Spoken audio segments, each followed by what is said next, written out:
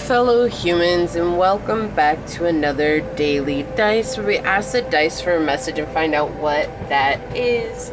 I do want to say thank you to anyone and everyone that continues to be a supportive part of this journey, this channel, this ever-growing tribe. I'm truly honored to be sharing this time and this space with you, and for anyone new here, welcome. This is that reminder that we're all here sharing this human experience together, and that this is a safe space to show up as your highest, most aligned, loving, authentic self. And should these messages happen to resonate with you, it would mean so much to me if you were to like, comment, and subscribe below. With that being said, today we are getting a message from ancient Egypt for you. I just got these cards. They're the Egyptian Book of the Dead Oracle cards. They're actually really cool. So we're going to be using these today to find out what is the message from ancient Egypt coming your way. This could be a god, a goddess, or a message in general. So let's find out. I've already given these a pre-shuffle. So source, what is the message coming in from ancient Egypt for my fellow humans today? What is the message for them for this daily dice? What is the message coming in from ancient Egypt today for my fellow humans? What is this message today for the daily dice? Okay, so it looks like you're going to get two, so we'll put those there. All right. Let's go ahead and give the dice a shuffle. So, source, what more can you tell us about this message from ancient Egypt for my fellow humans? This is a message today for my fellow humans from ancient Egypt. What is the ancient Egypt message for my fellow humans today? What do they need to know? Okay, so we've got the 6th house, Cancer energy, and Uranus. We're helping you find a way to create a unique schedule for yourself that you can nurture without having to worry about it breaking. Right, so it does feel like the message today is all about finding something that is interesting and unique for yourself, and what comes with that is really taking care of it, right? Showing up, being consistent. If you can't show up, how can you find a way to make a little bit of space for something each day that's going to help get you to where you're going, right?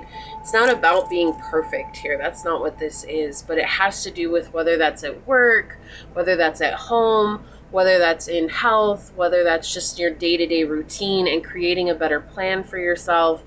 But it does feel like this is what's going to help you expand and have sudden progression in your life, is taking serious account of what your schedule looks like, of what you're doing with your schedule, and what's happening with your schedule. You know, not everybody is a planner. Some people are what they call pantsers in life, and you fly by the seat of your pants and you're hoping that you're going to get there. But this is saying for those of you that might be a little bit of pantsers, okay, it's such a funny term, but if you're a little bit of a pantser, it's cool. I am too. I understand this. And maybe it's time to settle down a little bit and come to a phase of planning and allow yourself space and room to, you know, move it around and not be so restrictive. A good thing for people who have issues planning or have a hard time following a set schedule routine is to set up a block schedule and then list all the things that you want to do in a certain block of time. It's good to make 4-hour blocks, and then in that time frame have certain projects that you can do within those 4-hour blocks, and that way then you have options that'll keep you consistent, and you have it's not as constricting. But it really feels like here it's reminding you that it's really important at this time, and especially to see real success in life. It's really hard for us to give you success when there's inconsistencies that are happening and discrepancies within a schedule that are happening at any one given time. And so it's really important here for you to find balance. So let's see what the tarot is going to say here for you today. Okay, source, what is the ancient Egypt message for my fellow humans today? Yeah, there's like something here that's coming in. It feels like you're really overcoming a lot. Like you're persevering, you're getting through, you're making progress, you've let go of things. And this is just about you really opening up to the possibilities that can be when you stay super consistent with a schedule or with a plan of sorts. Yeah.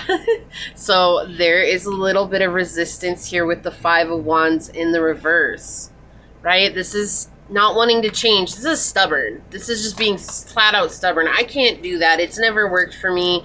I don't know how to plan. I don't know how to make that work. I don't know why that should even work out for me. And so with the Five of Wands coming up first, is showing that there's been a lot of stubborn energy when it has to do with planning. Like, I feel like this is something that maybe has come up a lot, especially if you see a lot of career readings, or if even in your career, like you may have heard this from upper management, or even family in your life, parents, siblings. Like, you should really plan your life, and you're always like, it's just too restrictive for me. Like, I can't do that. Like, I just feel this like sense of, oh, I don't want to do that. There's this huge resistance to it, but there's so many different ways to plan. I'm sure you can find one that's going to work for you. You just might have to do a little bit of research around it and, you know, see if there's this one thing that's called the ADHD planner, and it's totally worth checking out, especially if you're a pantser in life, because it gives you options to plan in a very constructive way for yourself. Okay. So check that out. It's the ADHD planner. All right. And that's just the name of it. You can look it up online. They have it on Amazon. It's something that you can definitely check out. But this is that resistance to it here. And it's just, I don't want to change. But there's a need here to change, especially with the 6th house coming in. Ooh, yeah, with the Hermit on the bottom, there's just this, I don't want to focus on this part of my life right now. It's just, there's other things that are far more important to me. There are other things that matter more. But having a lack of a plan, it's like the person who fails to plan plans to fail. Like, that's a huge quote that has been around in the success community for a long time. In fact, I believe it was in the Serena and Vanessa Williams movie that they had when they were growing up. Like, their father always had that written on a poster when they went to go practice. And it was like, even though they didn't want to practice sometimes, like, they still had to show up, right? And that's why it's so important to plan. And that's why it's so important to create a plan that's going to work for you. And the first couple of times you do it, it might not look very good, right? It might not make a lot of sense, but it will get easier the more that you do it. Yeah. There's an opportunity for you to begin taking action by communicating clearly with yourself here. What is going to work best for you? But I do feel there's a lot of anger around planning, and I don't know if that comes from a childhood wound, which the Page of Swords definitely does suggest. This is something that comes from, you know, maybe you had a very strict routine growing up, or maybe there was someone in your family who was a strict planner, and everything they did, they planned out, and they didn't have time for you. They didn't have time to take you to places that you wanted to go. It was like a workaholic type energy that's coming through right now. Or it's just this inability to see what's the purpose of planning. I don't see how it can help me, but there's this not wanting to pay attention to what it can bring. And you're looking right at this Five of Wands in the reverse energy. It's like, it's easier for me to be stubborn in this part of my life than it is to plan. And that's why they're saying maybe when you go home, you turn on the TV and you watch Netflix all night long, and then you have no time to do self-love or self-care, and you're not really setting aside time. And you're spending, 6 or 7 hours watching shows, and you're saying, I don't have time, but you could cut any of those shows down even in half, and that would give you plenty of time to start working towards something that you want to achieve in your life. And that's what they're saying here, why it's so important for you to plan, because if you set a schedule for yourself and say, first thing when I get home from work, I'm going to change my clothes and I'm going to go and work out for 20 minutes, and then I'm going to meditate for 15 minutes, and then I'm going to cook dinner and I'm going to eat dinner, and then I'm going to journal about my day, and then I'm going to read a little bit, and I'm going to do like personal development for 20 minutes. And then I'm going to watch TV until I go to bed, right? It's like, it's not giving up on the things that you love. It's just cutting back a little bit, because anything in moderation is far better, because excess of anything is bad for you. And that's what the message is that's coming through here. Is very strong message. But let's see what else comes through here. What else would you like to say? Yeah, Saturn, we have feeling restricted. I can't make this up. We have experiencing struggle, learning hard work, and patience. This is something that's really difficult for you. It's easy to feel restricted here. On the bottom, we have Earth energy with Taurus, Virgo, Capricorn, persistence, patience, and practicality. This is the type of energy that we want you to move into, though. This is a message from ancient Egypt saying it's time for you to come into this place of patience. The persistence that you bring through patience is going to serve you well. Okay, let's get one of these. Kathumi and Kianya, smile and feel peace that smiling brings you. Ensure there is divine peace within you at every level. So focus on bringing peace into your life will help you overcome this resistance. On the bottom, we have Pallas Athena and Sweetie. The destiny of your world is changing, and whether this is for the good or ill is also in your hands. Protect the good, look after love, and leave no room for lower energies to creep in. So being brave here is really a first-hand thing for you to change your schedule. Even though there might be some doubt, it's not going to work for me. I feel like if you begin by adding one thing, right? Look at your routine right now, and what's something that you have that you do every day, and celebrate that one thing. It could be as simple as showering every day or brushing your teeth every day, right? And it's like, well, everyone should do that, right? But if we focus on the fact that we're already doing it and see that that's something worthy of celebrating, then we can say, okay, well, I do these every day. So then after I brush my teeth or take a shower, then can I meditate for 10 minutes and then do that consistently every day? And then just add that, do that for a full 30 days. If you miss one day, then you start over again and do 30 days, right? Like, and keep doing that until you get 30 days, and you'll build a habit. We have Black Dragon, cocoons you so that your divine potential grows. Meditate, reflect, and undergo a metamorphosis. And this came out when I was talking about meditation. That is hilarious.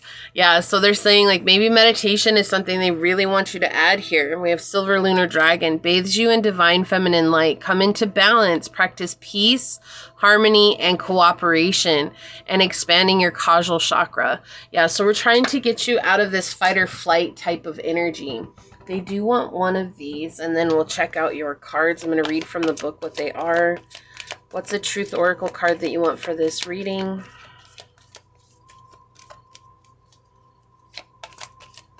Just one card. That's the one. Key people, core of the problem, and pass. So this is the core of the problem right now. This is what we're trying to help you with, is this plan. By planning your day every day, and you want to plan your day the night before. Like, you don't want to do it the morning of, you want to do it the night before.